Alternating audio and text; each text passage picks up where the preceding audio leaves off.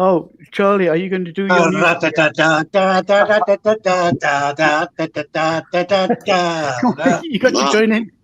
You see, I'm an undisputed part of the show now. You can't get rid of us. Can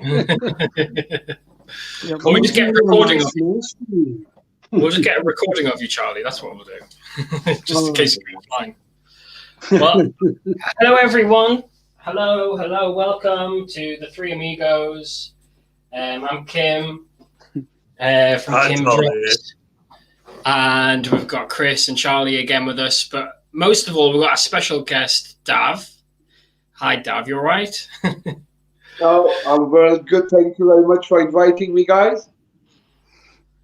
Well, it's a pleasure to have you, dude. As I understand, you're quite an intelligent human being from just looking at the stuff that's online about you. So it would be good to hear your thoughts about what's been going on politically, but also what's been happening just generally. I mean, what have you been noticing recently? Do you know what I mean? Like, what's going on? Let's just, before we go there, let's just, let me just introduce how I know Dav.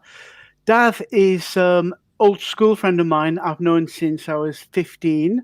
So like most of my life, 3/4 of my life, I've known Dav, and I've seen him. He went to Royal Holloway College. He studied microbiology, and I even spent a few months staying with you there, Dav. Remember? And I remember. He's just a very wise. If I was to sort of describe, my 5 best friends on one hand, Dav would definitely be one of them. He's been a very big influence on me, and even in my last 30 years of truth seeking, I think a lot of its the foundation is based on the influence of Dav with me, because Dav comes from a very different culture to the one I was brought up in. Colonial Kenya. He had a completely different view of the world to myself, and we disagreed on many things. I remember Gulf War I, for example, Dav. You were all behind Saddam, and I was saying, no, he's a terrorist, and blah, blah, blah. But you've proved yourself, you've been right all the time, and it took a long time for me to catch up, but I think it's your influence that has helped me understand where I am today. So thank you for that, Dav, and I'm really excited to be introducing you to my friends Charlie and Kim, because you're a big part of my influence in my life, and I know we can ask you questions, and you'll have really top-notch answers for us. So yeah, that's Dav. Yeah. All right, Dav. I'll give you the point later on. Yeah, hi guys, hi. So where do I start? I'll start about 2007. I had an experience on a Saturday afternoon that lasted for less than a microsecond, half a second. But in that moment, I knew exactly a timeline. I just knew events. The impact of that was that I sold one of the most successful companies I ever had to Money Supermarket, because I knew the banks were going to go down. And understood about cryptocurrencies, understood about genetic engineering, understood about timelines, understood about the way this network was just beginning to emerge, and it was taking over really what you would call the kind of functioning capitalist world. And in that moment, I had lots of temporal markers, I would say, a moment in time when something would happen. And this would include like the banks going down. This would include the Gulf oil leak. This would include the fluctuation in weather, all sorts of different things. Part of it was this stuff. And everyone around me thought that I'd actually lost my marbles, because I'd sold my company. I had changed the way I was living, influenced everyone around me, including Chris, saying, look, you don't understand what's going on. I see it for what it is.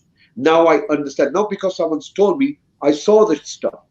So if you look at the moment I knew the date it was going to happen, the lockdown was going to start. And if you look at any of my old videos I did over the last 12 months, you will find that last February we were giving dates saying on the 28th of May 2020 the lockdown's going to be eased, and then the following day protests will begin, and the following day the Black Lives Matter stuff. Was this like Dav? Was this like a vision, or what was it? I don't know. I don't know how to explain it. It motivated me enough to go and do a master's degree in consciousness and transpersonal psychology, just to realize that I actually know more than what I'm being taught, right? And then my lineage is a lineage of mystics. I come from a lineage of mystics, not Mickey Mouse people with great abilities, phenomenal abilities.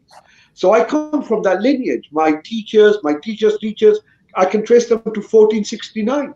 So the wisdom that comes through this moment isn't just mine. We've lived this shit. We've lived this. We are the only people in this world that stood up to this crap back in the day. And we are still here fighting. And this sovereignty, this beard, this turban, the 5Ks, isn't about being hard or a different culture. It's about sovereignty, what it means to be human. And what it means to be human, we have lost our way. And we are now being brought in line. And yes, the events that are taking place are extremely worrisome. And yes, they should be. However, we were not going to learn unless this happened. So the first thing I want to say to you is, whatever is happening exactly as it needs to happen. That's the first thing. It's in fact the most auspicious time you will ever come across in your life. You will never have this moment again. Wow. And this auspiciousness is that now humanity will be brought to an understanding where it's going to be disengaging from its illusion, its egoic sense of self, its divisions. Look, the UFO crap is just about to hit the world. And when that hits the world, where does racism stand? Where does black and white stand? Where does gender difference stand? Where does borders stand? Right? Where does nationalism stand? When you have a technology that's 1,000 years ahead of you, you become the victim. We are about to emerge into a new humanity.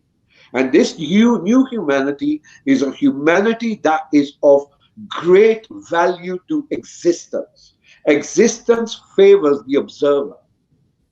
Because we have been brainwashed. Yeah. Yeah, sorry. Yeah. Let's just slow down a bit, Dav, just to sort of bring people up to speed, right? Let you know as well that I'm just sitting at the computer because we're having some interference with the stream. Yeah. So I'm just trying to work out how to get the stream back on track. So do continue, Dav. I am listening. I'm just sitting here trying to... No worries. Are you listening, Charlie? Okay, you following? Yes. Yeah. I mean, can I just say one thing? I know what Dav was saying there about the UFO thing. Now, I know there's been rumours that of all of the distractions that have been put forward, 5G and all the rest of it, one of the things was mooted to be the alien invasion, which was supposed to be an orchestrated farce. But are you saying, Dav, that you believe that there is a real alien invasion coming? No, it's not an invasion. We've already been invaded, mate. We've been invaded for the last 2,500 years, right? So this is nothing new. We are just learning the fact that we had already been invaded. What we are going to learn now is this religious worldview that we have this one savior and this and that, and the whole stuff that we have with religions. This is about to go pop. This is about to go pop. And the way it goes pop is you ain't the chosen ones. Doesn't matter where you come from, you ain't the chosen ones. Existence itself is alive and conscious. All of existence. Dav, Dav, what you're saying 2,500 years. So are you referring to whom? The what are they called? The Anunnaki? Is that who you mean? Chris giving names. You can always trace different names, different lineage, right? So I may be able to trace it down to 2,500 years, but someone may be able to trace it to 10,000 years, right? So giving the name is immaterial. What it's about is exactly as once you learn the psychology of the mind. Look, we are, as a tradition, experts of the mind. Our entire scriptures, our entire worldview is based on the nature of mind and consciousness. What is consciousness? Not what is God, not what is this, but how the mind works and how the mind is brainwashed, an egoic sense of self is created. Once you recognize that, you can see how far it goes. You can see that through historic stuff. So the point isn't how far it goes. The point is right now, right this moment, we as a humanity are under attack. And this attack ain't from aliens as those who are coming to us. This is about the aliens that are already here. What is about to emerge is the religious worldview is about to go pop. Is this similar to what David Icke talks about? Chris, I don't listen to these people. I don't know. Okay. I don't know. You know what I mean? I don't listen to them. Because to me, the whole thing is a play. It's a game. You cannot trust any source. You can only trust your subjective experience, right? But you can make inference. You can make inference. You know, I'm an educated human being. I realize to get a vaccination on the stage, you need 7 to 15 years of work. I'm a chemist. I know how that works. I'm a microbiologist. I know how the biochemistry works. I'm not an idiot, right? I can make 2 and 2 together and say, this does not make sense to me. I ain't doing it, right? Yeah. That's it. Based on that, I ain't doing it. My intuition. You were saying about 7 to 10 years for the research, but isn't it true that Robert Kennedy Jr.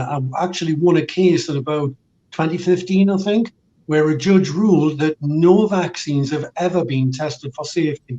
So the 7 to 10 years is basically a figure that people in the pharmaceutical industry tend to use as justification for, finalizing vaccines. Would that be fair to say?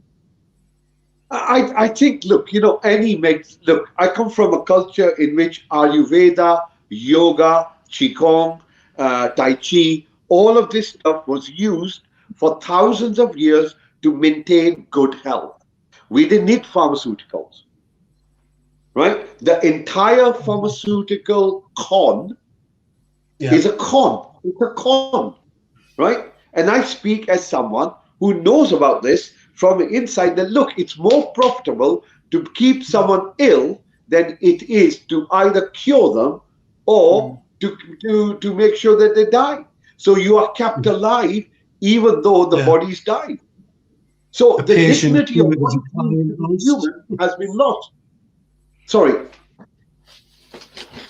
I've been completely logged out of Facebook. Like, they've totally, I don't know what's happened, but can't seem to access Facebook or whatever. Really strange. Well, so it's not live. Well, we're live on YouTube. Okay, that's fine then. Yeah. Okay, it'll get saved anyway. Yeah. Anyway, this really interesting conversation. What we're saying. Where were we? Can I just ask, Dav, the question that I've been a little bit perplexed about? Is there a difference between a virus and an exosome? Or is it something that's been weaponized politically, historically? I think we need to start even before that, my friend. Our language has been weaponized. Our language has been weaponized. And the way that then language is given meaning takes us down a particular worldview, right? But you're absolutely right. That end of the day, at the moment, these are theoretical models. These are theoretical models. You cannot say for 100% this is the model or this is the model because it evolves. What was a bacteria became a virus. What was a virus becomes something else. Now it becomes proteins, then it becomes, and so on and so forth. So I would suggest to you, just watch, because the timeline is changing, because the events are changing within the timeline, it's not the same thing. It's not the same thing 20 years from today, 20 years before this. It's not the same thing. Definitions are changing. Because they're changing, you know it ain't the truth. Yoga, you know it's the same because it's been the same for 5,000 years. Ayurveda has been the same because it's been the same for 5,000 years. Why? Because it works. So you don't need to change anything. You know, turmeric worked 5,000 years ago. It'll work now, right? So you don't need to change that. However, when you're making the what I would call really nothing more than just molecular interactive agents, which are now is also digital, that these agents can be used to manipulate many things in you, not just biochemically, but also through frequency. And I will tell you that right now, our phones and our screens are used to also transmit certain frequencies which are maintaining this space. So while we are starting to discover, as you all are, and we all are starting to discover the lies, this is the time of exposure. Don't get caught up in the exposure, my friends. Yeah, you will get lost. There is much more to come out yet, much more dirt and stuff that will shake us to the core, to the very core. But we can So tell us some of those things that you think will shake us to the core. I think the way humans have been harvested, the way bodies have been harvested over COVID, the use of children, the torture of children, right? How dark do we want to go? How dark do we want to go? And I don't give this stuff any energy. Yeah, I don't think about it, because this is the other thing I will say to you. At this moment, our thoughts, look, everything is a vibration, everything is a frequency. So our thoughts, when we get engaged in the fear element, we add to this dark energy. We add to it. We make it stronger. When we fight it, we make it stronger. When we try and join it, we make it stronger. The key is to know about it, but turn your back on it and develop those things that you know are creating a positive frame of mind. You know, we've got to use our consciousness in order to change the consciousness of humanity. We've got to use consciousness. Yeah, I was just yesterday. I went walking in the Six Fields, just the back of Hartburn, where I live here, Dav, and it was a really beautiful day. You know, the clouds, the sky, the sun, the nature, the trees, and I found it really joyful. And I realized, I've not had nothing to do with anything digital, anything to do with the political people world. I'm completely in nature, and it was really nice. And I'm kind of beginning to realize that almost everything in the newspapers, everything on TV, everything in the shops, everything everywhere, it's all like false. It's all pushing a lie. Now, what you were just saying now about there's some pretty unpleasant things are being projected on the general population. I was watching this Hugo Talks thing on YouTube just about half an hour ago, and he said in Ireland, in the junior schools, they've started putting new books in the school that have got things like pedophilia, bestiality, underage sex, violence, torture of humans and animals. This is all in books that they're giving children to read in schools. So think about, you know, what's being projected into their minds, into their trying to normalize it. World. Yeah, and now they're trying to normalize this. It's the end stage of this like a communist attack that Yuri Brezhnev Brzezinski, what's he called? He said, not Brezhnev, right? Not the guy we met in Egham once. No. No, it was Khrushchev, wasn't it? Who said, "Give it time, and America will become communist." It's demoralization, destabilization, crisis, and then normalization. And we're now in this. They would say we're in this normalization kind of phase. But it's, so do you think, Dav, that what's happening is that everything is deliberately contrived to give us this low vibration, to make us feel this fear, this dread? Yeah. Okay. So one thing I will tell you, and obviously this is recorded, so I will be held to account. The game is over. The game is over. We've already won. This is panic. All you see now is panic, right? It's like when you shoot an elephant or a big animal. It's dying, but it's wobbling all over the place. That's the moment we're in. So the game is over. We have to go through this process of cleanup, which is where we're at. It's a little bit difficult, but the end result is exactly what we need. Exactly, you need to see the damage you are being exposed to, the damage that's done to you in order to transcend it. And you're right, this narrative that's being created, it's a holding pattern. And the reason you're being held now is because it's nothing to do with humanity. It's to do with the cosmology. The sun is whizzing through a level of space in which we are going through different frequencies. The sun, if you look at the sun now, it's white. And I bet you when you were a child, the sun was yellow or it was orange. I remember. Why is it white?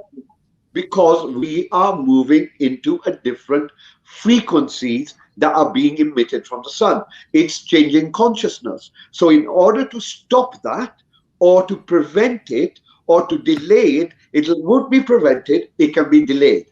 It can certainly be delayed. And the only way it can be delayed is if we feed into the negative energies. If we feed, don't give it much thought. We know what's happening. You're a bunch of flipping criminals, and you put this net in all sorts of ways. I ain't accepting it. Fuck you, I ain't taking it. That's it. You know what I mean? I'm a sovereign human being, rather die than to take your crap. And that's where it stands. That's where until humanity comes to that, until the people in Ireland says, hold on a second, this ain't acceptable, then it'll happen. So we have to go to this crossroad. We are at this crossroad. The implications of the intervention that people are taking, the irreversible gene intervention, it is not what they say. This is going to have consequences which you and I are going to have to deal with. In what way? The infrastructure, in illness, in the reduction of the population by maybe 30-40%. The implications for humanity are significant.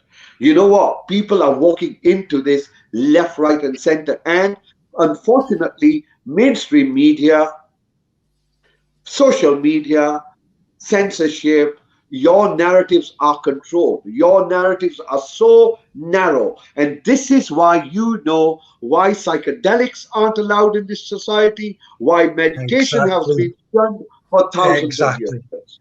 Yeah, exactly. Yeah? So we know this, Yeah, so it's what I'm saying is we can see the game. We can see the game. And once you see it, fuck you, I ain't playing your game. Get on with your life. Do what needs to be done. And if it means now what we should be looking at is how to create social networks, how to create people that can work together, how we can deal with the just-in-time supply chain that's starting to block up, how we can deal with the fluctuating weather that will begin to become more and more apparent over the next few months and years, how that implicates with our crop production, how magnetic use of magnets can allow us to produce different ways of energy. We have got a phenomenal opportunity to change the way we live, but we have to make the choice. We have to bring like minds together, like you are doing. We have to bring people of different cultures. There's much that we can learn from one another, much we can learn. And we can create opportunities that can really benefit humanity. You know what? Humanity has to learn that there is only one life. There is only one. You either live in harmony or you'll separate. And we are going through a separation process right now. And those people who have been injected, you will find over the next few months, the frequency of that individual shifts. How does it shift? You will find people who haven't done that and people who've taken vaccinations start to become separated because of to do with shedding, to do with frequency changes, to do with emotional changes. There are many implications ahead of us. Who deals with that? Not the ones who've caused it. It's you and I. Is there any redemption for these people who have taken the jabs? Can they come back? Chris, my worldview tells me all existence is exactly as it needs to be, and duality has to exist. You have to have the absolute insane in order to have the sane. You have to have the whore in order to have the saint. Yes. Right? Yeah. You have to have both of them. This is the nature of duality. These guys are just playing the role that they are being played. There is a much bigger picture behind all of this. Much bigger, beyond the comprehension of our tiny little intellects. Yeah. I have to say, in this last year, since all of these things have started happening, I've been cut off from a lot of my friends, a lot of my neighbors, my Aikido group, for example. A lot of them are just sort of, we've become a bit alienated. But at the same time, I've met so many new people, like Charlie, like Kim. Chris, you just echoed exactly what I was going to say. Exactly what I was going to say. You know, what they've done is they've actually woken up a global community that didn't even realize we existed. I don't think I have anyone in my social circle from prior to about 14 months ago.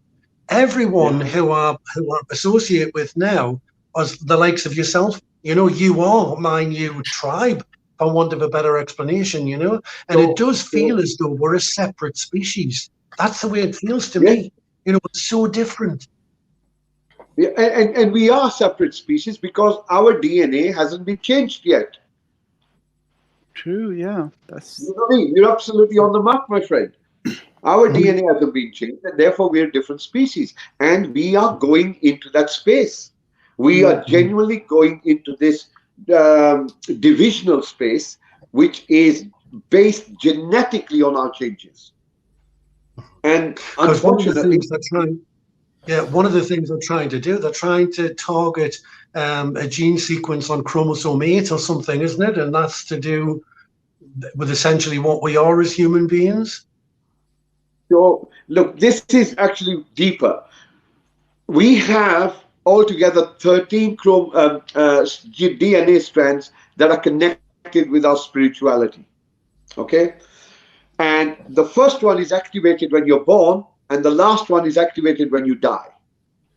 The other 11 we develop through our practices, understanding, awareness, etc., etc. Their agenda is to ensure that that doesn't happen. That's it. As long as that doesn't happen, they maintain the reptilian mind. And the reptilian mind is a mind that's based on fear, on greed, on anger. It is a contracting mind. It's a flight mind. And this is what they're trying to maintain. And they can only maintain that with fear. And the fear is of death. This is what I think part of you really need to explore this a little bit more. That look, life and death are two parts of the same coin. People are taking a poison in order to escape a death. Do you see the irony in that? The very thing that they're trying to run away from, they're running toward by taking this particular intervention. Chris's agent on the phone to him there. His handler, perhaps. No, but it does feel like sort of, it's very, at one time, the way I used to feel was, before all this insanity started, I used to be thinking, like, what am I going to be doing in 5 years' time, in 10 years' time, and kind of planning out my life in this organized slavery. Now, I feel so liberated. I don't really think any further than a few days or anything. I don't worry about things as much. I mean, I do worry about the world in general, but from a personal perspective, I kind of just think that, you know, life is immediate rather than a plan to be worked out. I feel as though I take life more in my stride these days, even though it is more stressful, you know? Sure. Look, it depends on our worldview and what our experience is, right? So when I teach, one of the first things that I teach people is that there are 4 ways of knowing. The first way of knowing is to put your hand in the fire and you know the experience of burning. The second way of knowing is that you write a PhD on what fire is, you do your research on it, you find out the interaction between the body and the fire, and you write another PhD, you have knowledge. The third way of knowing is that the one who has knowledge tells you something, that is belief. And the fourth one is people follow the believers, that is ritual. So you have ritual, belief, knowledge, experience. The only thing that I consider to be valid is experience. Everything else is commentary. Okay? Now, the experience that I have and the experience that you have is that all of us are a happening. We are not separate. We are a happening. We started off these ovums in our grandmother, which went in our mother, which is what we are. Here we are having this conversation. We're a happening. The breath is flowing by itself. The water is circulating by itself. The space, everything around you is a happening. We are like the wave on the surface of an ocean. And we identify ourselves with our waviness. And we forget that we are a happening of the ocean. And now we are beginning to realize that this happening of our sense of self, there is an eternal nowness to it. An eternal nowness. The only truth that the 3 of us can agree on, the 4 of us can agree on, and anyone listening, is that this present moment exists. Everything else is Mickey Mouse. Everything that's passed a minute ago or past a minute ahead doesn't exist. So once I realized that, I live in that. And I realized that I didn't choose this birth. I didn't choose this gender. I didn't choose any of this. Or I can't remember choosing it, because I understand the mind to be a creation. Mind isn't something that you're born with. It is cultivated in you through your conditioning and the first prison, which is your language. So once you can speak more than one language, you know more than one culture, you can see the bullshit for what it is. Dav, you are very... So bringing ourselves to the present moment is where it's at for you. You know, Charlie, where it's at.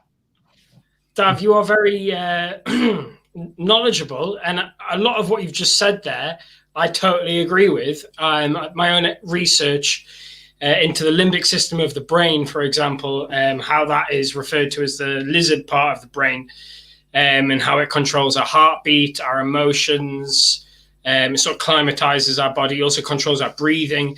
And it's I guess from when we were back in water, when a long time ago as a species, when we weren't human, we were other, we were lizard-like, you know, and it's sort of a trait that is carried on till today, isn't it? You can see it in people, the fight or flight thing. Yeah. So let's look at it like this. The first thing is that the brain and the mind are 2 different things, right? If you don't know what the mind is, and I'm not talking about reading a textbook, prove to me what the mind is. If you can't tell me what the mind is, and I'm not picking you personally, I'm just saying generally, then people can't define mental health. So the brain, you are absolutely right in the physiological changes, the biological evolutionary changes, and how the whole thing works. But that's not the mind. Yeah. That's the mechanism which is triggered by the mind.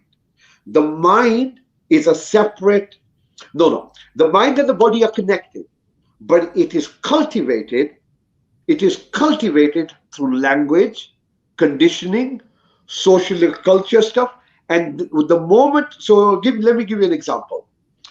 What is the mind? All right.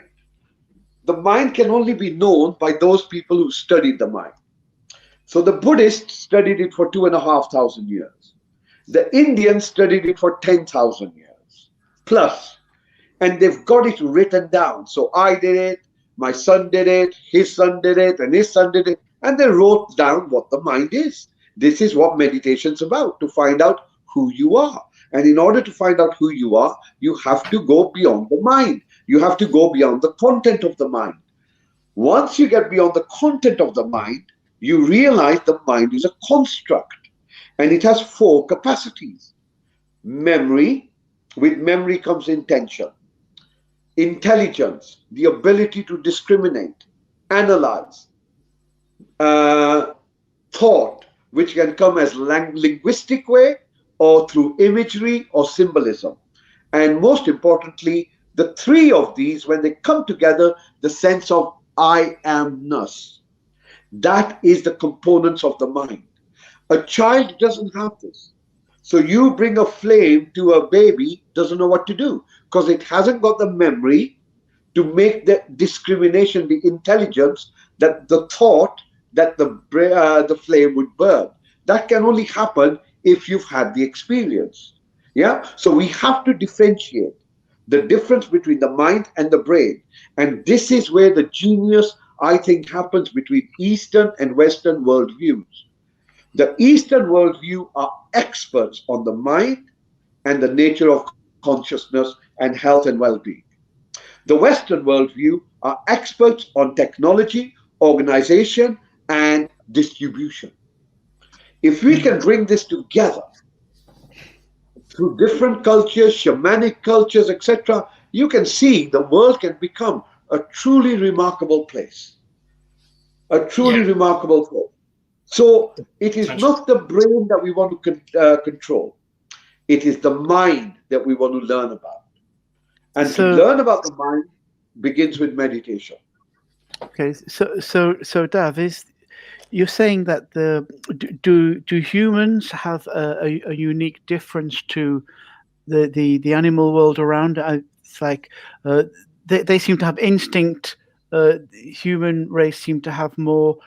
Have a kind of what is the role of the human humans in relation to the whole of the earth? What is our role to the earth? Chris, there's no fucking role, mate. You know what? You are just as much an animal as a squirrel, right? Do you know what I'm saying? What this ego trip that we're here to save the bloody world? Get off it, man. We are here just as important as a blade of grass, or as unimportant as the blade of grass, right? So we have a capacity. We have a capacity which has been manipulated in order to create this sense of self, this egoic self, as this eternal sense of self, and we feed it.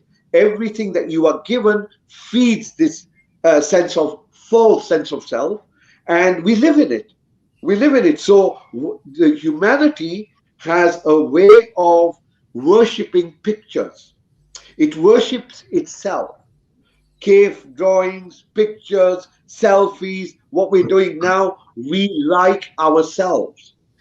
We are narcissistic, right? And that narcissism is to enable us to define who we are, not to embody our sense of ego.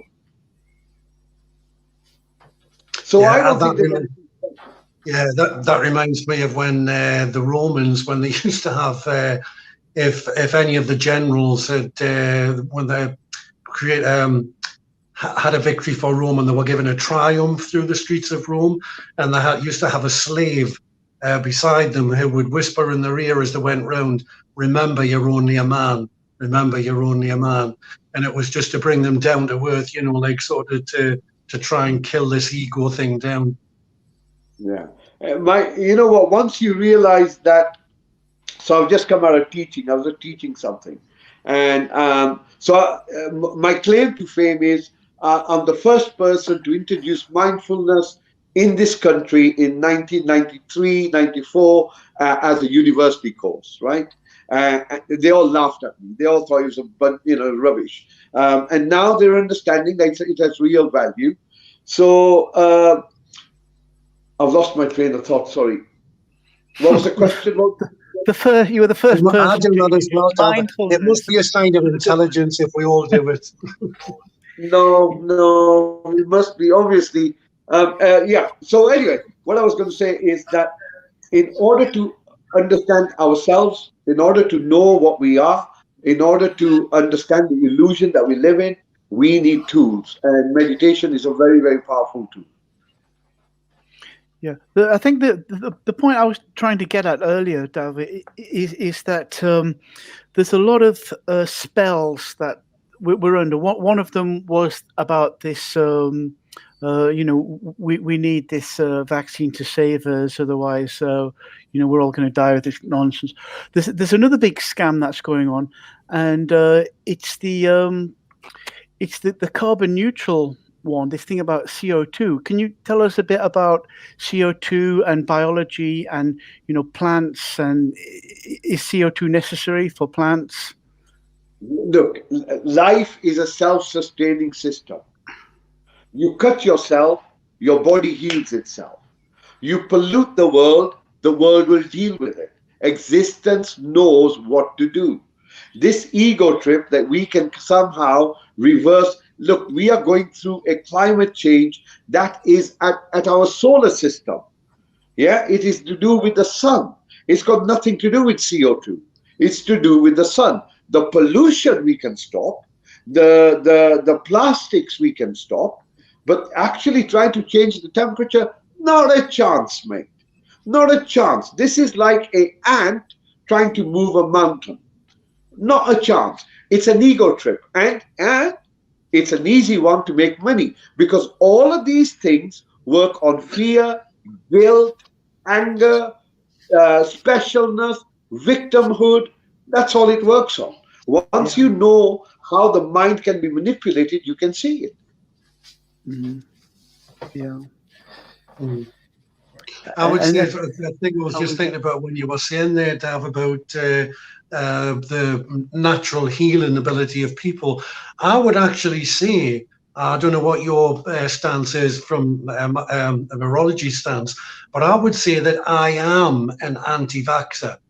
It seems to be a thing these days where you're not, you're classed as, even amongst our community, you're classed as some kind of idiot if you say that you're an anti-vaxxer.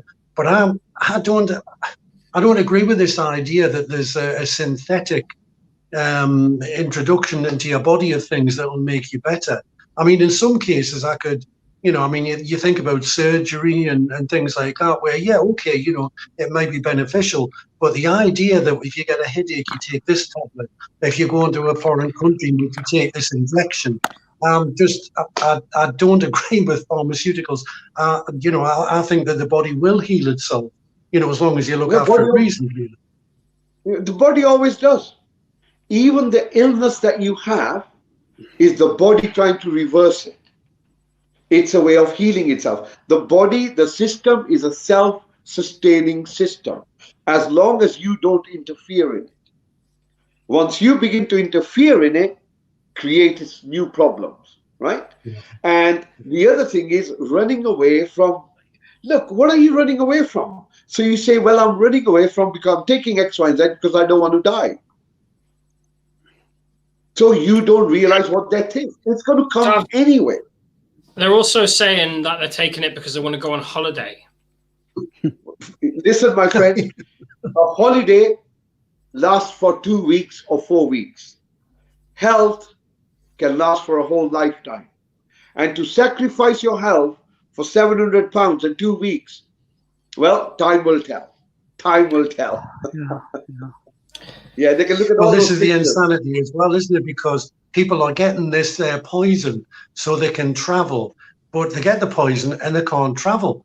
You know, and they get it so they can get their life back, and they take it and they can't get their life back. It's gotten to the point now where these people who fell for this trick, when are they going to wake up to the fact that, you know, like sort of we're having to avoid them now because of shedding? They've now become the pariahs, but they're trying to make us the pariahs.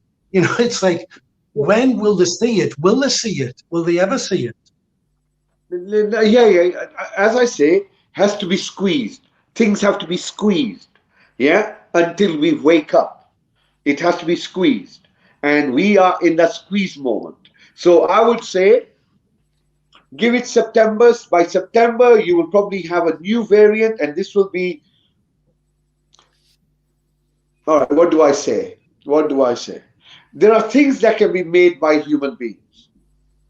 Right? So let me say it like this. There are things that can be made by human beings that can act as pathogens. Version 1 failed. Version 2 may be slightly modified. So my expectations are things ain't going to stop overnight. This is going to go on for a while. I think the next kind of squeeze will become apparent around September. We're already being set up for it. And it will be, it is consequential. I think we need as a community to wake up to the fact that there is a real possibility, a very real possibility of hyperinflation, of the fiat currency falling apart, of the fact that food becomes difficult to get access to the way you can. Time to look at how we can create a communal way of living, a communal and a healthy way of living. We need to be, I reckon the next 2 to 3 weeks will tell us how serious this situation is. I think by the end of June, we will be in a position where we will be saying, you know what, things are starting to get concerning, and we need to know what to do. And I think some of the things that you guys can really help support is look at positive things that we can create in order to transcend this bullshit. We know it's crap. We know what it's about.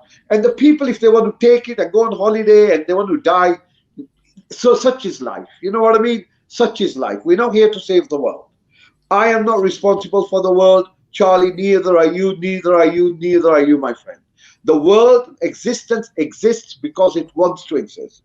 It is the responsibility of the one who brought this upon earth to deal with it, not mine. My responsibility is to look after myself, to self-realize, self-actualize, self-sovereignty. 3 things that I think every human being has an opportunity now to get into. We feel a need, though, to wake people up, because we care about the community, we care about the world, and we want them to wake up and realize what's going on. And I feel at the weekend, the 15th of May, was just a wonderful day. There were millions of people went out on marching. We were in London at the weekend. There was about 45 of us came down from Teesside alone to London. Within a bus with Charlie. Well, Charlie's bus broke down actually, but we had a great weekend, and it was just we did all the protesting outside the BBC, and hopefully that people will somehow see what we're doing and will realize that they're not alone. They're not so isolated in their home alone. That there are other people out there. And you know what? I met up with this. There was a couple of young women from Heartburn, just around the corner where I live. I never knew, but I met them on the coach. So it's great that we can link up with local people, and maybe we can get our a network going. It's critical. It's critical. Now, can I just say, in case you didn't know, Dav, I have a terrible connection here. So quite often, it just sounds like Stephen Hawking having a heart attack, and I miss loads a bit. When I I think I caught with what you were saying in between getting kicked out and brought on, where it's like we have to try and like sort of bring forward positive feelings, like kind of look on the bright side and keep people's spirits up rather than pandering to this narrative of doom and gloom, you know, where the media are going to be peddling out, you know, all this rubbish, you know. Well, Dav, I would love to have you back on at some point, you know, in the future, because I think you're obviously a knowledgeable person, and it's hard to really get to know someone in like an hour. Do you know what I mean? So it would be great to be able to pick your brain a bit more. But nearly everything you've said there, I would totally agree with on a fundamental level, you know. So, I mean, you have an interesting perspective on the mind and our place in the universe and things like that, which is all great stuff to talk about. But I also want people to be aware that if they're watching that, you also have loads of other things that you do. I mean, you talk about a lot of stuff, but you also are an entrepreneur, I've been told, and you also have the diabetes.co.uk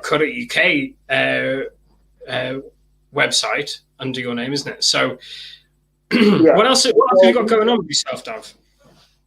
So a few years ago, we created it was, in fact, my son, Chris knows, Arjun, created this program, which was called the Low Carb Program.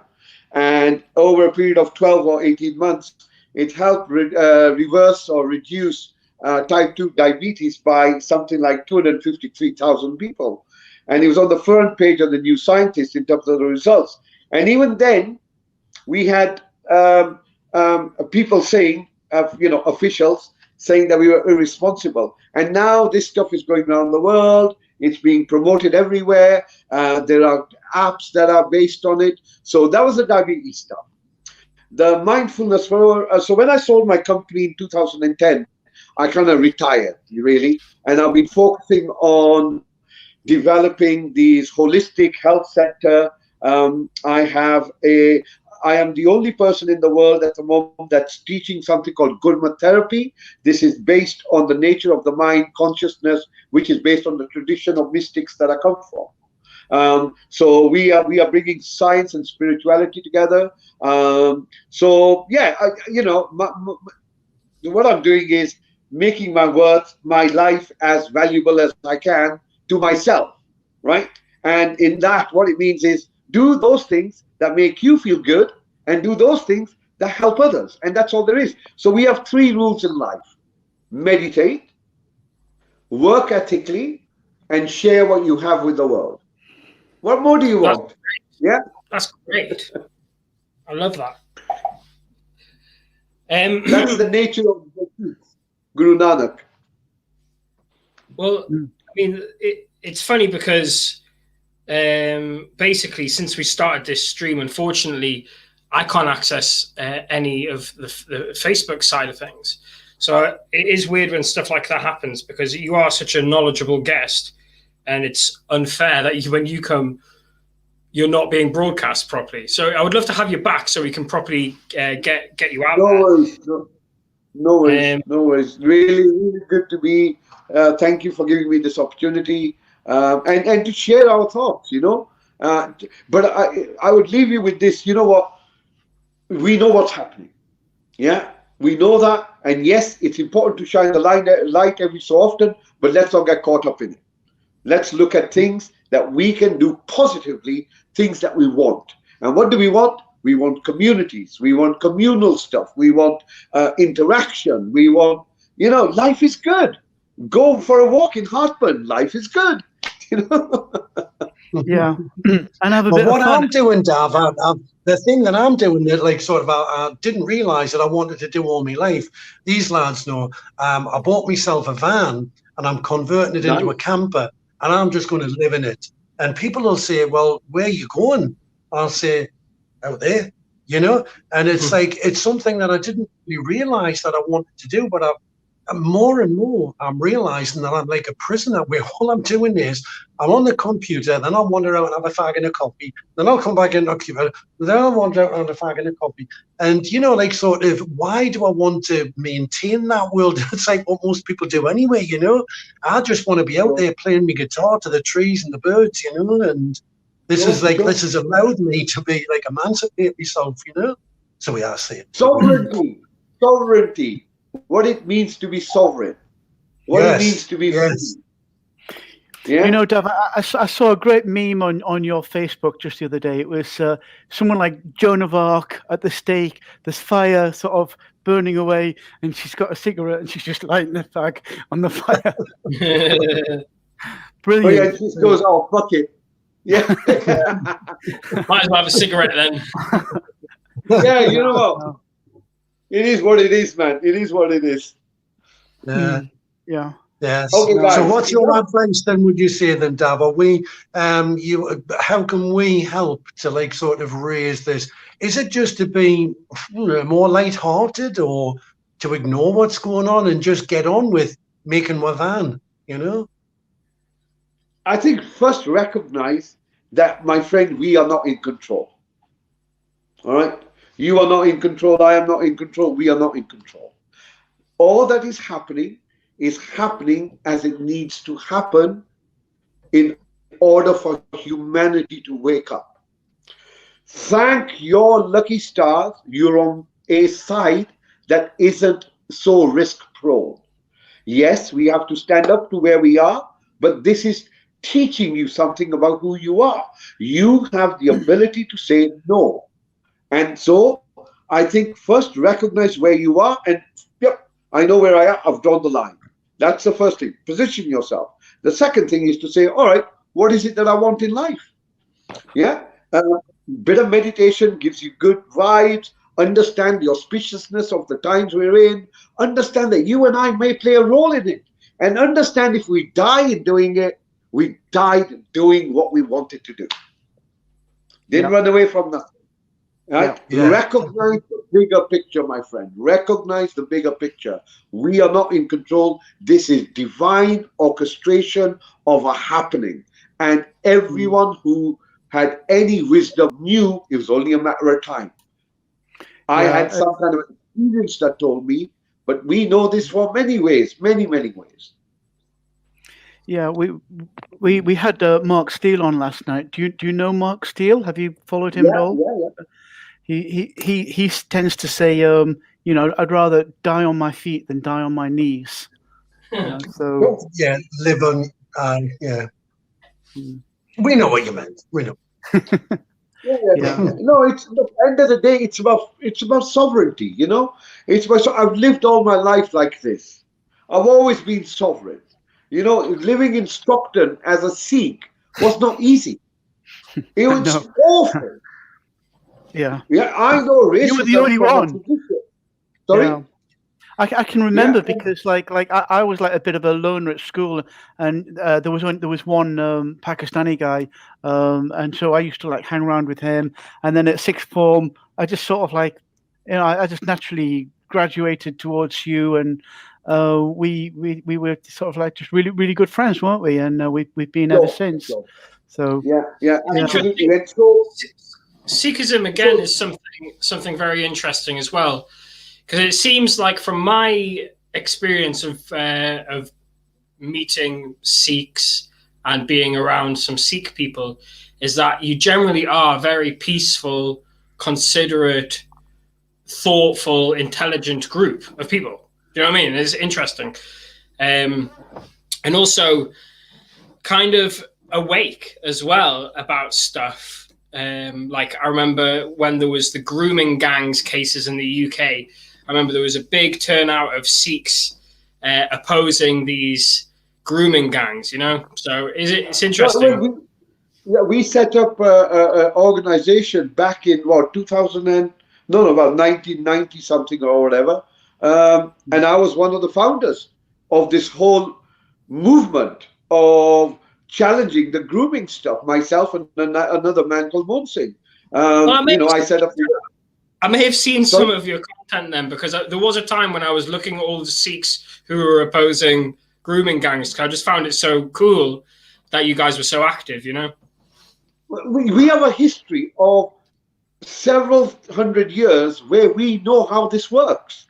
If you look at the history of the Sikhs, Sikhism is a colonial invention, right? It's the invention of the British. It's the Christianization of Sikh mysticism. So Sikhi is the accurate definition. And yes, they are a bit awake. We have a lot of wisdom around us. Our communities are really well-to-do. We share things with everyone. You know, our temples, even now in the COVID stuff, most of the foods that were being provided to NHS, various places, were from Sikh institutions. No one's paying us for it. We don't get a grant for it. We do it out of our hard work, out of the money that we make. And we can all do it like that, you know? So there are systems we can learn. But yeah, thank you for those kind words. And, you know, I'm sure some of my Sikh brothers will find it, yay. Yeah, I mean, I'm still learning a lot about it because there's lots of nuances between these different ideologies, but it's not like an overpowering ideology. Like other ideologies in the world, it's not like you're pushing your ideas onto people compared to some groups. Do you know what I mean? It's like you're kind of more chilled out. Our worldview starts with two hieroglyphics. Ik, Oankar. Ik is the number one. Oankar is the representation of all existence as a vibration that exists as duality in a process of a sine wave. Start, middle, end, start, middle, end, start, middle, end. So for us, it begins with Ik, Oankar, one. We are all one. Everything is one. Not we are all one. Everything is one. Everything is this one singular ocean of consciousness that is contained. That is contained, and that containment is what we call the source, the divinity, the force. So it's a very that's Jedi-like. When you said the force, maybe the Jedi is going to first. Who knows? Possibly. Yeah. Well, I would have thought so. Someone else mentioned that. But you know what it is? Look, you know, these worldviews about religion, there's a big difference between mysticism and religion. Right? Religions are just beliefs. Right? I can believe anything. I can believe in Santa Claus. I can believe in this, and the other. Mysticism is the experience. So I don't believe in God because I know it. I don't need to believe it. Yeah. Do you understand? I know what heat is in the fire. I put my hand in the fire. I know what it is. I don't need anyone to tell me what it is. I don't need anyone to tell me how to pray because I know what it is from my perspective. And it may be different from everyone else's. And I think this Dav, is where could you elaborate to me exactly how you see God? And I'll tell you where I come from on this. I find all of my life I was always obsessed with science. I've always been fascinated by it, and particularly this last year, I feel as though I've been studying a pack of lies, basically. But I'm still shackled with this thing of atheism, you know, like sort of in order to be like a good scientist, to believe in science, it was almost taken for granted that you had to be an atheist. And I'm shackled with that. And when people talk about God and what God is, can you explain to me how you see God? What is God? Who is God? Can you explain it to me so that I can get it from a really simple question for you, Dav. I'm sure it's not difficult or complicated at all. Not difficult. I like to throw these ones out. I'll give you one on sport after this, right? Okay, I'll tell you what, mate. Rather than tell you what it is, I'll show you what it is.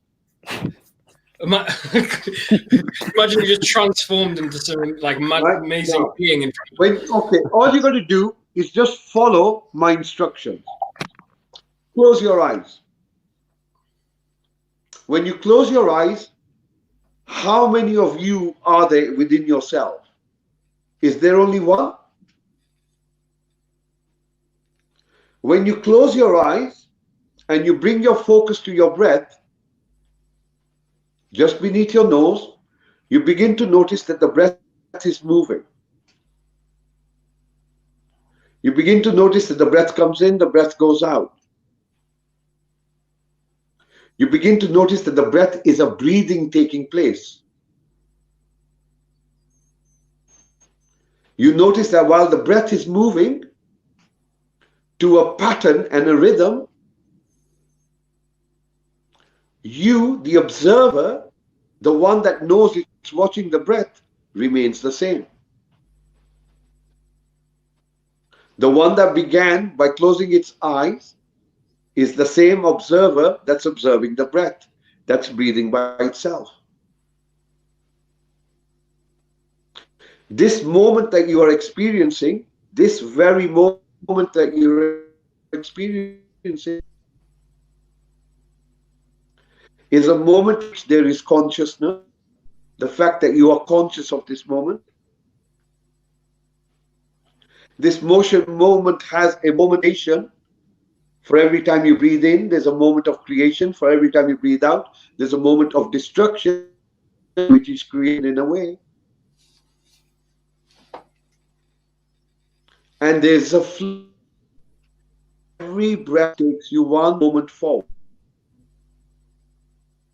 This moment to the next moment, into the next moment. And when within yourself, you will notice no fear, there is no anxiety. And if you look a bit deeper in yourself, you notice that there is no, in fact, there's no gender.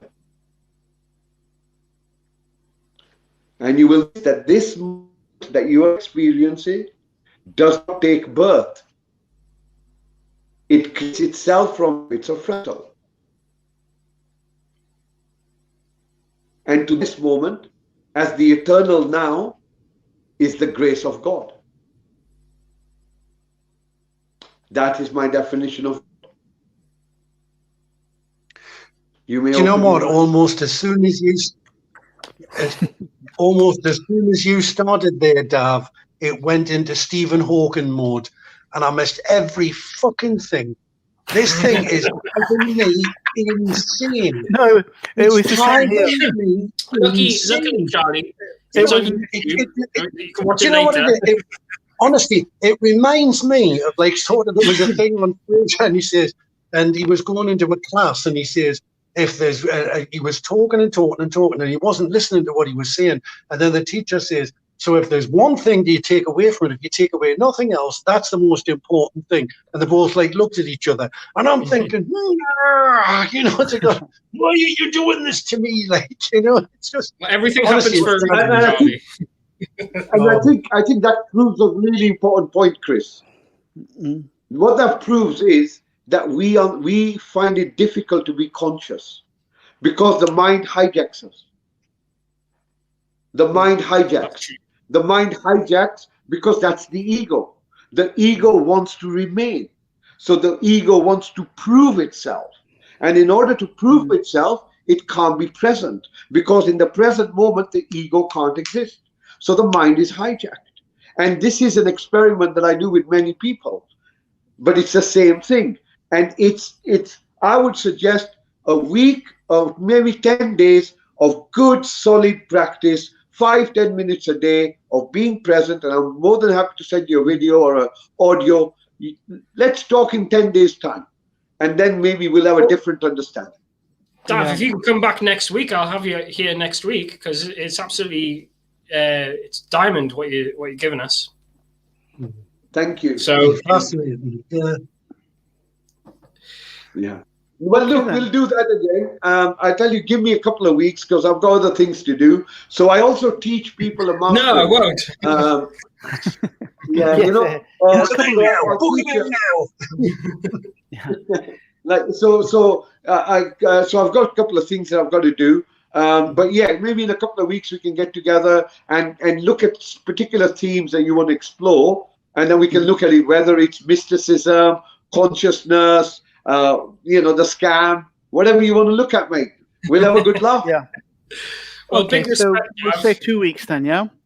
That's You are great. too. Well, Dav, it's really great to be speaking to you again, Dav, because I've not seen you since, I think it was, I don't know, I came to a retreat in Shropshire about 3 years ago, I think it was. Yeah, and it was a really great weekend, and I missed the opportunity to do stuff like that. We went for walking on the where is it in Shropshire? Mind. Yeah, the Mind. Long Yeah, Mind.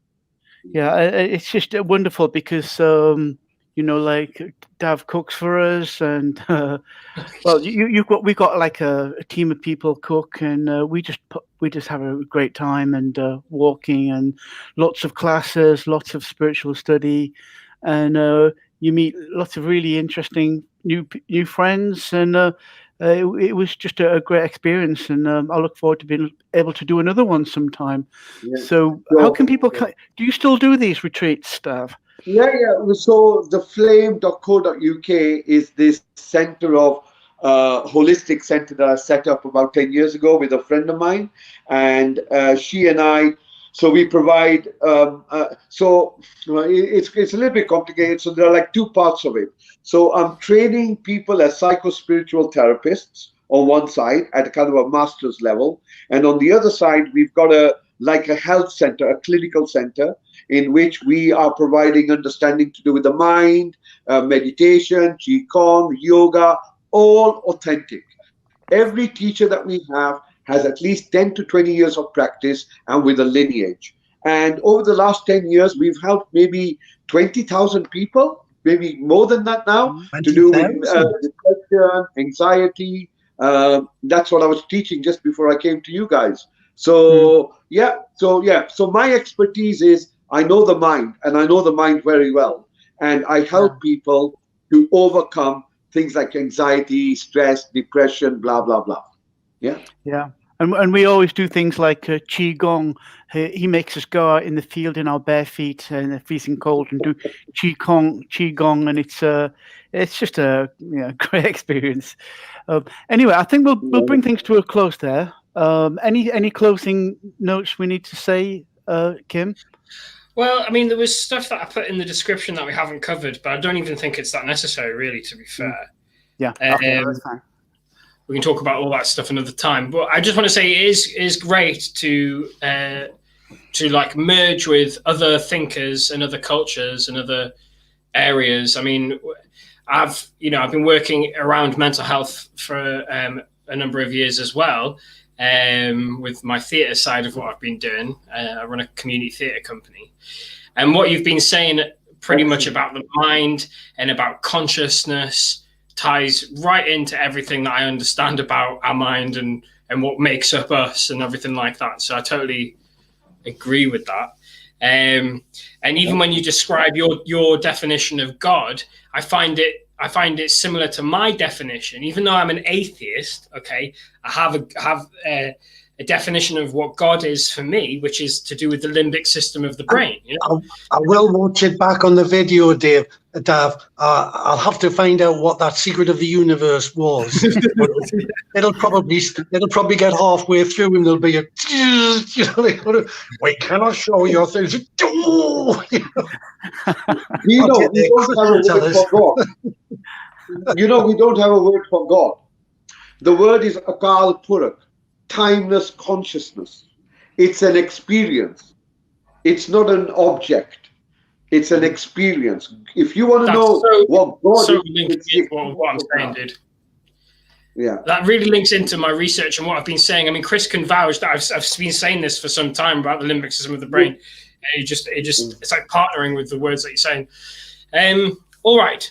Thank you so much, Dav. I'd love to see you again in a couple of weeks. Hopefully we'll get it properly broadcasted. You know what I mean? I don't know why today all of a sudden there's been a problem, but lovely. I mean, I wish we probably should do mindfulness every week as well, guys. We could do it together, but it's one of those things that you should probably be doing a lot more of, isn't it? Dav should come to our meetings. Yeah, I do a free session on a Thursday from 5:30 to 6:30 on Gurmat Therapy, GURMAT therapy.com, and it's normally on Facebook as well somewhere. And I do a 10-minute talk about something or another, what is relevant, enough information for people to know, but not enough information to get censored. So it's just enough to let people know. And I've been doing it for the past year or so, 2 or 3 times a week. So on a Thursday, I do 5:30 to 6:30. Join us and we do a meditation. And I've got quite a lot of people from around the world that kind of pick it up later on during the day, particularly with Facebook. And there's a growing network around the world. It ain't just here. It's around the world now. It's growing. It's growing every single day. Fantastic, Dav. Yeah, love to meet up again soon. Okay. Well, thank you very much for having me, guys. We'll end it there, guys. Thank you, Dav. Thank you very much, Dav. Okay. Good night, everyone. I'm off. I'm out. Bye. Yeah. See you later then. Thanks for coming, Dav. Bye. All right. Well, some things that we didn't cover, which I'll just talk about quickly before. Yeah, so it's weird with my Facebook there because it's like I've been hacked, basically, because I can't seem to access my account. I'm putting in the correct information and it's telling me I can't access it. So I'll be investigating that. Suddenly it's not letting me do that. So what we didn't say is really, I mean, we had such a fantastic time in London, right? So I just want to touch upon that. I mean, there was thousands of people there. When I was coming back on the bus, Chris, I did say to you, I feel like I've just been on holiday because that's how I felt. I felt regenerated, or I don't know. It was great to be able to talk to like-minded people about stuff and research. You know, my video got pulled down on YouTube, so I've appealed it, but it was just a live stream. I don't see why they had a problem with it. Which one was that got pulled? The live stream, the one that you used to find me on the day. Yeah, okay, yeah. Hope that isn't going to continue. I hope that doesn't continue with other stuff. I mean, it seems like Facebook's being weird today. Yeah, so, we got to move off Facebook somehow. Do you think we should set up? Yeah. Should we do something with a private website and then be broadcasting to there rather than direct to Facebook? I think that's what most people are doing these days. I mean, Facebook is the worst one. I mean, they're all pretty bad, but Facebook is it's a joke. It really is. You know, unless you're going on there like sort of talking about puppies and pottery, it's like sort of immediate ban, you know. So I think we've got to get away from that. But I mean, like a lot of people were saying that they weren't. Well, a few of the old diehards were saying that they didn't really feel that the London do this weekend had that same feeling. But I've got a feeling about that. I think what it is that a lot of people who were at the protest on, let's not call it a protest, let's call it a gathering. A lot of people that were at the gathering on Saturday, I think, were new to the game.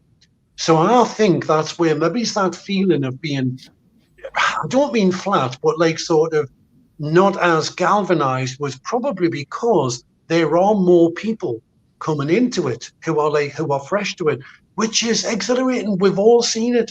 There's so many people have said that there's people that they've known who have just come new to it, have literally woken up in the last few weeks.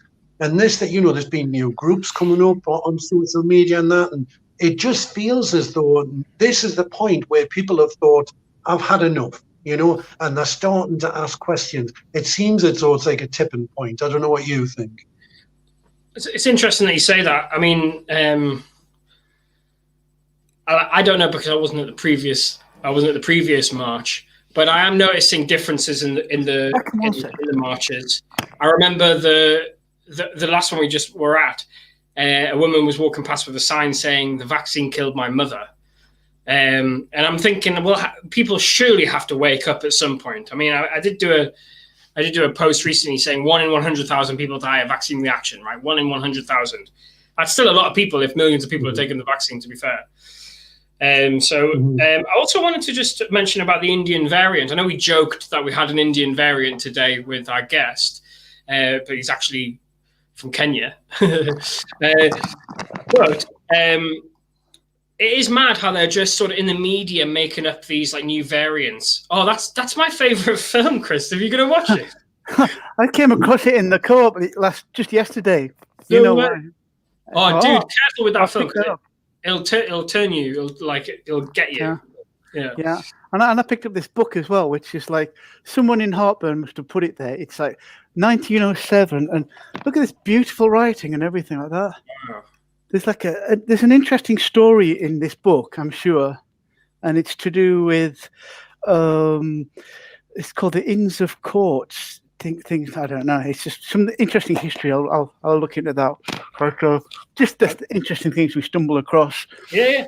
I was just going to say that there's going to be an ongoing thing where it's like a mutated virus here, mutated virus there, and that, it seems like that's all the media are talking about. It's like this seems so like unrelevant. Do you know what I mean? They're not talking about anything that's actually relevant anymore. It also flies in the face of their science, because they're talking about, according to their science, the body can recognize a virus if it's come across it before, even if it's mutated by about 30%. So if you had like a virus, and it's like mutated by 30%, your body would still recognize it. Now, what they're talking about is these supposed variants, like the Indian variant or Chinese, Australian, or whatever it is. They're talking about a variation of something like 3% from this Black Death that they've been talking about. So your body would recognize it anyway, but they're trying to treat it as a novel virus. Yes, so it doesn't even agree with their science.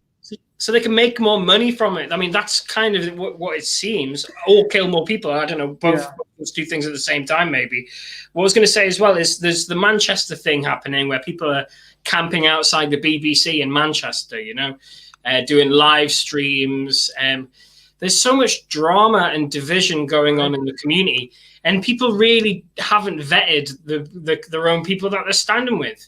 And I just find it absolutely bizarre. Some of the things that I've noticed going on at the moment in the truth community. I mean, I'm all for sort of demonstrating against the BBC, right? I'm all for demonstrating against that, but I really don't see the kind of point of camping outside the BBC, because there's so much work that can be done. I think it's like when we turned up at the BBC in London. I think the idea is to think, well, okay, if they won't come out and film us, we'll go to them, and if the mountain won't come to Muhammad. But we know exactly what happened was they had it all planned, and what they had the anti-Israeli protest. So of course, when we turned out, all they did was they just said that, we're anti-Israeli protesters. So they'll just switch, and they've got any devious little slimy, two-faced fucking excuses, But Charlie, I don't think Israel started bombing Palestine just to stop our protest outside the BBC. No. What I'm saying is the protest. Oh well, No, what I'm saying is that it was classed as a worldwide day, wasn't it? So that's interesting, because I've never seen any of the footage from other countries, because it was supposed to be like an international day. So that does bear logic that they would do that. To have anti-Israeli protests, in London, if nothing else, just to try and disrupt it. Okay, they would have had the Israeli bombings anyway. I mean, all part of the theatre, but it is all theatre, and they would have used that as part of the narrative, but that's what they did. They basically tried to, we had thousands and thousands of people in front of the BBC at their door, throwing paint bombs at the perverted statues outside. And we end up being anti-Israeli protesters. It's like, it's a farce. It really is. It's a farce. Absolute farce. Before we finish, I just wanted to let you both know that I'm going to release a special. I think I'm going to appear back on that NAR podcast I did. I watched that, by the way. I watched it, Kim. It was very good, very interesting. You gave a good account of yourself, because you're speaking to those guys who are like, I'd say they were like normies, semi-normies. That's how I describe them as well. Yeah, but you came over very well explaining our views and things, so it was good. Yeah, it's interesting because they brought in Mark Steele because they wanted to find out about Mark and that, and it is interesting because they've got like their version of kind of what's happened, and then I'm giving them our version of what's happened, and I think there is some harmony to be made there. Those guys do seem genuinely interested, so when I go back on again, I'm going to be doing a special which is going to be released as well on my account. It's like over an hour of research that's going to be publicly available that I would suggest people sift through and pause at times to go through it all. You had a little bit of a look at it, Chris, when we were driving to London, didn't you? Yeah, it's Very interesting. Yeah. Did you said you'd sent it to me? I've not found it. You know what it is? I'm going to upload it probably tonight or tomorrow, and then once it's on there, I'll send you the link. Yeah. All right. Great. Yeah, it's really interesting. Very, very interesting. It's really got me thinking. What's real, what's not real. What's the show? It's a big show, isn't it? Exactly. This is the thing. I'm looking down at like notes on here, and then after hearing Dav earlier on, so I've got things on here like about like Michael Albanese's case, where basically what he'd done was, for people that don't know, he'd put forward a case, specifically now it's down to as he calls them, the four horsemen of the pandemic or whatever, the scamdemic. So you've got like Hancock, Valens, Whitty, and who's the other one? Anyway, the four of them. And when he put forward this case, and he presented a case load of evidence, and the judge had just, as they do, they just threw it out and threw it out and threw it out. Now, what had happened was he'd had like apparently he put forward, when he had the papers back, the judge referred to what he referred to as the statement of case. Now, what it was, when Michael Albanese presented it, he wasn't allowed to physically present it. They would, the sheriff at Westminster, whatever, wouldn't take it off him. So he had to send it electronically. So it was kind of like a summary, like a précis about what the thing was about. Now, apparently the report quotes for something like 140 pages or something like that. Now, as it turns out, he actually had 800 pages altogether. So what they've done is there's actually the deputy chief magistrate, when it went to Bromsgrove, I think it is, seems to be allowing the case to go forward. So it's actually going to be, like how basically the way they've been working it is kicking the can down the street. Whereas now it looks as actually going to be heard in a case. But it's like when Dav's talking about, like sort of everything is going to happen for a reason, you kind of think, well, it's just part of the theatre. So whether it's going to be a good thing, it's almost as if, well, it is. It's like it's due to happen. Whatever's going to happen is due to happen. It's like it's just waiting for it to divest itself. Yeah, but, I agree. I mean, sort of. I'm titling the thing that I'm posting called "Cults in Action," because I feel like I've caught cults in action with this research, right? So you guys can have a look at that. But it's exactly what you're saying. It's all a show. It's things aren't as they appear. I just think in the future we're going to be even further, like, more knowledgeable about certain subject matters, And I think because it's like stuff's getting exposed all the time now. I think it's just a couple more cogs, and then the masses are totally going to be like. But if you speak to any random person now, they kind of already believe 9/11 was an inside job. You just pick some random person and go, what do you think about 9/11? They go, yeah, probably like inside job, America, money laundering, whatever. Isn't this the strange mindset? I mean, like when we went down to London, we stopped off and there was a COVID testing centre at one of the stops that were made. So we got out and, of course, we were talking to the people there. And it turns out that they all know. But that's the conversation like that with sort of gods. You know what I mean? They're going through this pantomime and they know that it's a pantomime, and you're kind of looking at them thinking, but it's what. But they're getting paid to be there. Yeah, that's the thing. Yeah. Money corrupts people, right? Get the shekels and that. You think, how the fuck can you? Can you imagine doing something that you don't believe in like that? It's just. Yeah. It's insane. What's the world doing? It is. It's an insane world. When you mentioned, when you mentioned all those pages of documents, it reminded me of the gang stalking document I have, which I've sent to you, Chris, which you can feel free to share to anyone. It's a 100-page document about gang stalking. So if anybody actually wants to sift through the literature, drop me a message on Facebook and I can send that to you guys. I was going to show it, but we don't really have time today. But it's a 100-page document about gang stalking. Different cults do gang stalking, guys. So let's be aware about that shit. All right? I think we've come across it a bit. I watched a really good movie last week. It was called Gaslight. It was a 1940s movie. I recommend everyone to watch it. It's what the phrase comes from. Gaslighting, what the government are doing. It's when they make you think you're crazy. It's about this guy who was he kept saying one thing to his wife and then saying, no, we didn't say that. You didn't think that. You didn't think. And she starts to believe herself that she's crazy. And this is exactly what the government are doing. But the movie itself was brilliant because it's set in Pimlico Square, 1940. There's no electric. There's no cars. There's no telephones. There's no radio, TV. It's everybody goes to church. Chris, I believe there is a program. I believe there is a program that we're in where it is like they're trying to do gaslighting to us. Trying to make us sound crazy to other people. If I start talking about how Paul McCartney's not really Paul McCartney, people go like, "You're a crazy person," right? So it's like the way they've designed some of these cult activities. When you start talking about it, does make you seem Chris. No, it's just my wife. She doesn't want to be seen in the background. She had to walk past you, and you were like, "Yeah."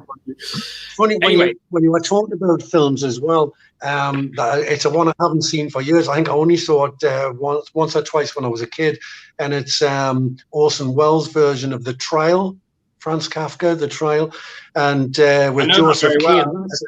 Honestly, it's weird. It's like the way it's done. It's just like the dreams that I have, where it's like sort of this pervasive threat or a feeling, but there doesn't seem to be any, like, sort of, when I say logic to it, the way it's like sort of when Dad was talking about, like, like sort of this logic as opposed to spiritual and all the rest of it, and it's just got a really dark feel to it, and it's really evocative of a dream, where you're trying to make sense of the dream, but it's where Joseph K, he knows he's on trial for something, but he doesn't know what.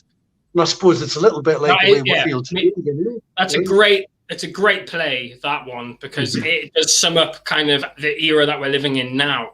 Especially with these bloody fake fines that they're putting on people. Listen, guys, clearly we could talk for hours, so we best just kind of sign off. I want to say a big thank you to Dav, and I hope to see him again in a couple of weeks. Yeah, thanks, guys, for coming. Just one thing, that secret meeting place. Tomorrow, I might be there, and at that same venue, I believe they've got the People's Lawyer is going to be there on Sunday. Yeah, on Sunday. Yeah, that's right. Yeah.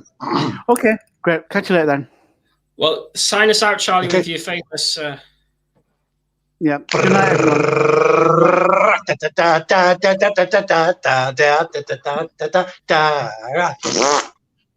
night, folks. Good night, everyone. Good night. Thanks for listening. Good night, everybody. All right. Big thanks to those guys. Thanks again to Dav for coming today. Hope to work out what the hell went wrong with the stream.